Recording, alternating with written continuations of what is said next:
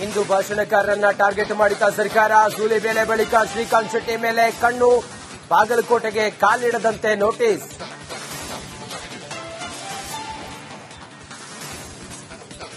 ರಾಜ್ಯದ ವಸತಿ ಯೋಜನೆಗಳಲ್ಲಿ ಬೃಹತ್ ಭ್ರಷ್ಟಾಚಾರ. ಹಣ ಕೊಡದಿದ್ದಕ್ಕೆ ಅನುದಾನಕ್ಕೆ ಕೊಕ್ಕೆ. ರಿಪಬ್ಲಿಕ್ ಕನ್ನಡದ ಮುಂದೆ ಮಹಿಳೆಯರ ಅಳಲು.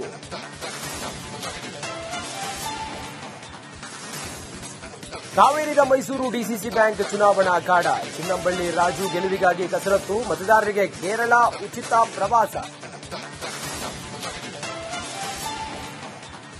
ವಿಶ್ವದ ಮೂಲೆ ಮೂಲೆಯಲ್ಲಿ ಯೋಗ ದಿನಾಚರಣೆಯ ರಂಗು. ವಿಶಾಖಪಟ್ಟಣಂನಲ್ಲಿ ಮೋದಿ ನೇತೃತ್ವದಲ್ಲಿ ವಿಶ್ವ ದಾಖಲೆ.